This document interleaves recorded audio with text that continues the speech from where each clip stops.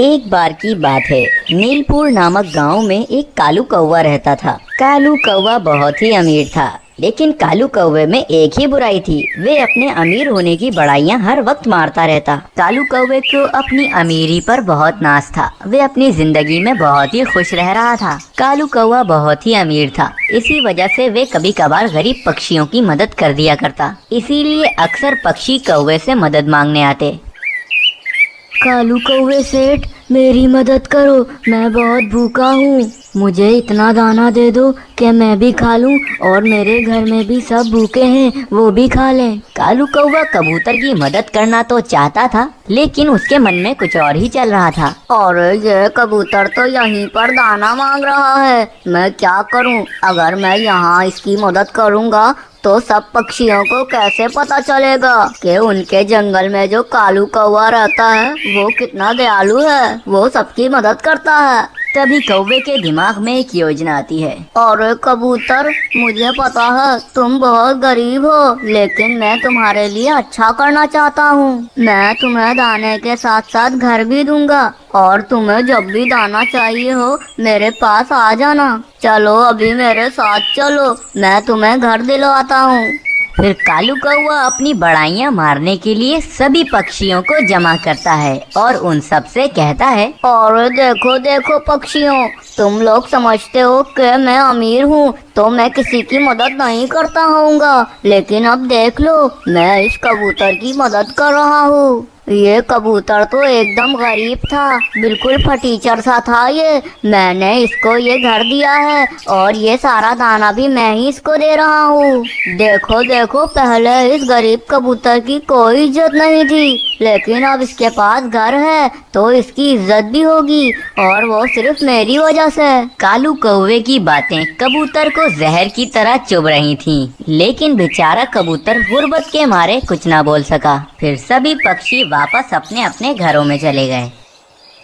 ऐसे ही रोजाना कालू कौवा कुछ ना कुछ करके अपनी बड़ाइयाँ मारता ही रहता। काफी दिनों से कौवे को अपनी बड़ाइयाँ मारने का मौका नहीं मिल रहा था, इसीलिए कालू कौवे को अधूरा अधूरा लग रहा था। और मुझे अधूरा अधूरा सा क्यों लग रहा है? कोई मुझे पूछने भी नहीं आ रहा है। अच्छा, मैं आजकल अपनी बड़ाइयाँ नहीं मार रहा हूँ, इसीलिए तो सब मुझे पसंद नहीं कर रहे हैं। लेकिन क्या करूँ, मुझे कोई मौका भी तो नहीं मिल रहा कि मैं अपनी बड़ाइयाँ मार के अपनी इज्जत बना सकूँ।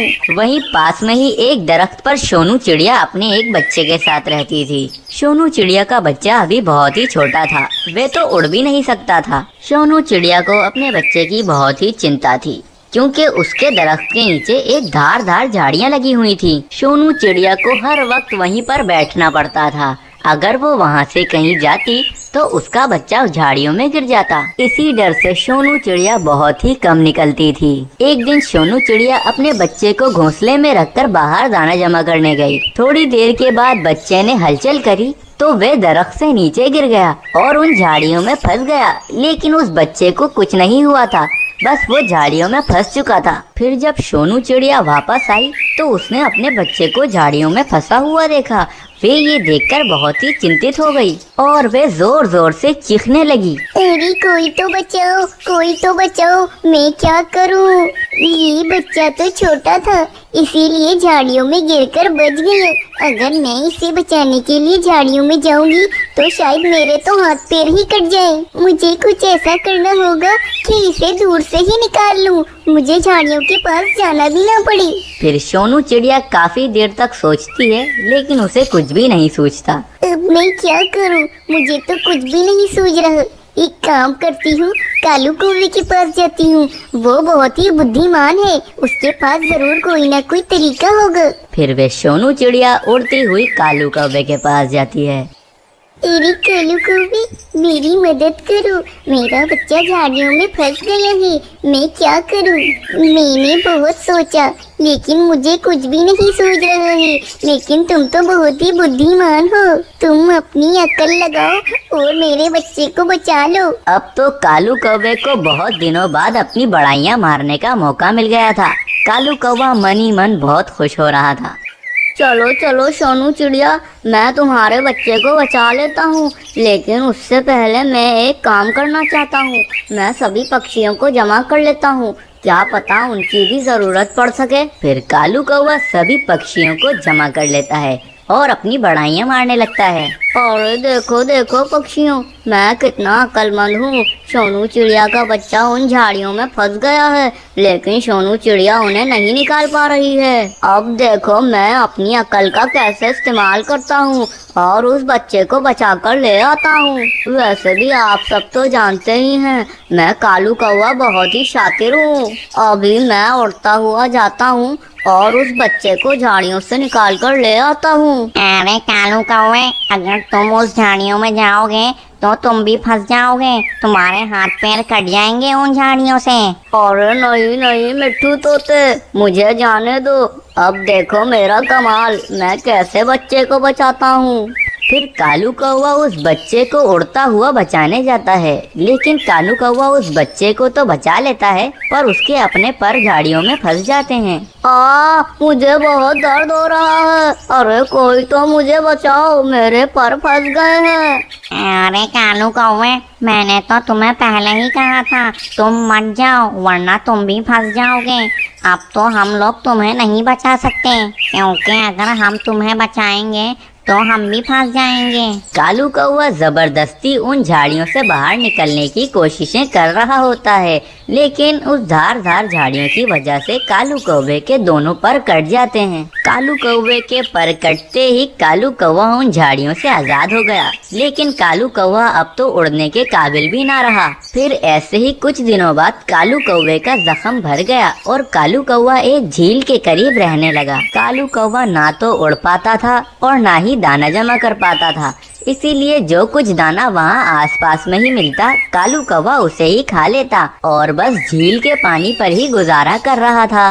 कालू कौवे को अपने झील के पानी की बहुत ही फिक्र थी कि अगर वो खत्म हो गया तो फिर कालू कौवा क्या करेगा। इसीलिए कालू कौवा किसी और पक्षी को उस झील के करीब भी भटकने नहीं देता था। जब भी कोई पक्षी वहाँ पर आता तो कालू कौवा उसे वहाँ से भगा देता। वहीं पास में ही मीनू चिड़िया और कोमल चिड़िया रहते थे। मीनू चिड़िया और कोमल चिड़िया बहुत ही अच्छे थे। तेरी कोमल चिड़िया, जहाँ पर हम लोग रहते हैं यहाँ पर तो उस झील के अलावा कोई और पानी नहीं है, लेकिन उस झील से तो कौवे भैया किसी को भी पानी पीने नहीं देते हैं। हाँ मीनू चिड़िया, पर हम क्या करें, अब तो बहुत ही प्यास लग रही है। मीनू चिड़िया बहुत ही चालाक थी, इसीलिए उसके दिमाग में एक योजना आती है। तेरी कोमल चिड़िया, हम एक काम करते हैं, थोड़ा सा दाना कौवे भैया के पास लेकर चलते हैं। उस दाने के बदले में वो हमें पानी पीने दे देंगे। हाँ मीनू चिड़िया, ये तरीका बहुत ही अच्छा है, हम ऐसा ही करेंगे। फिर मीनू चिड़िया और कोमल चिड़िया दोनों कालू कौवे के पास दाना लेकर चले जाते हैं। कालू कौवे ने काफी दिनों से दाना नहीं खाया था, बस वो पानी पर ही गुजारा कर रहा था, इसीलिए कालू कौवे ने दाना देखकर उसे झट से खा लिया। अरे मीनू चिड़िया, कोमल चिड़िया, तुम्हारा बहुत बहुत शुक्रिया, तुमने मुझे दाना दिया। मैं तो उड़ भी नहीं सकता हूँ, इसीलिए दाना नहीं जमा कर पाता हूँ। हाँ कालू कौवे, पर मुझे थोड़ा पानी पीना है, हमें पानी पीने दो। हाँ मीनू चिड़िया, कोमल चिड़िया, तुमने मुझे दाना खिलाया है, तुम लोग पानी पी लो, मैं तुम्हें नहीं रोकूंगा। फिर मीनू चिड़िया और कोमल चिड़िया खूब पानी पी लेते हैं। ऐसे ही रोज मीनू चिड़िया और कोमल चिड़िया कौवे को थोड़ा सा दाना देते और बदले में पानी पी लेते। अब मीनू चिड़िया, कोमल चिड़िया और कालू कौवे के बीच में बहुत ही अच्छी दोस्ती हो गई थी। वो लोग एक दूसरे को दाना भी दिया करते और पानी भी पिया करते, बहुत मिलजुल कर रहते थे वो लोग। मीनू चिड़िया को बहुत ही बुरा लगता था कि जंगल के सारे पक्षी पानी नहीं पी पाते हैं, इसीलिए मीनू चिड़िया कौवे से कहती है, कालू कौवे, हमें सब पक्षियों को पानी पीने देना चाहिए, ये गलत बात है। इस झील पर सभी पक्षियों का हक है, अगर हम उन्हें पानी पीने नहीं देंगे तो उनका क्या होगा। यहाँ आसपास में और कहीं पर पानी नहीं है। कालू कौवा मीनू चिड़िया की बात समझ जाता है। अच्छा ठीक है मीनू चिड़िया, मैं सब पक्षियों को पानी पीने दे दूंगा। अब तो सभी पक्षी उसी झील से पानी पिया करते थे। फिर कुछ महीने ऐसे ही चलता रहा। पानी पीते पीते उस झील का सारा पानी सूख गया। अब तो मीनू चिड़िया, कोमल चिड़िया और कालू कौवे को बहुत ही फिक्र होने लगी कि झील का पानी तो सूख गया है, अब वे लोग क्या करेंगे। और मीनू चिड़िया, मैं इसीलिए मना करता था कि कोई और पक्षी इस झील से पानी ना पिए, लेकिन अब ये सब पक्षी भी इस झील से पानी पीने लग गए थे। अब देखो इस झील में बिल्कुल भी पानी नहीं है। मैं तो उड़ भी नहीं सकता कि कहीं और से पानी ढूंढ कर पी लूं, इसीलिए तो मैं इस पानी को बचा कर रखा हुआ था। हाँ कालू कौवे, पर अब हम क्या कर सकते हैं, इसमें और पक्षियों की कोई गलती नहीं है, पानी पर उनका भी तो हक था। लेकिन मीनू चिड़िया, अब हम क्या करेंगे, हम तो पानी भी नहीं पी पाएंगे। नहीं नहीं कालू कौवे, हम लोग कोई नई जगह ढूंढ लेंगे जहाँ पर पानी हो, वहीं पर रहने चलेंगे हम तीनों। ये कहकर मीनू चिड़िया और कोमल चिड़िया कोई पानी वाली जगह तलाश करने लगते हैं जहाँ पर बहुत सारा पानी हो। काफी देर से वे दोनों इधर उधर भटक रहे होते हैं, पर उन्हें ऐसी कोई जगह नहीं मिल रही होती। फिर बहुत ही मेहनत के बाद उन दोनों को एक बहुत ही अच्छी झील दिखती है। वे उसे देखकर बहुत ही खुश हो जाते हैं और फिर वे लोग वापस कालू कौवे के पास जाते हैं और उससे कहते हैं, कालू कौवे, हमें एक अच्छी जगह मिल गई है, वहाँ बहुत सारा पानी है, हम वहीं पर चलते हैं और हमेशा वहाँ पर ही रहेंगे। हाँ हाँ मीनू चिड़िया, पर तुम लोग तो उड़कर चले जाओगे, पर मैं कैसे जाऊंगा, मैं तो उड़ भी नहीं सकता हूँ। अब मेरा कुछ नहीं हो सकता, तुम लोग एक काम करो, यहाँ से चले जाओ, मैं अब यहीं पड़ा रहूंगा।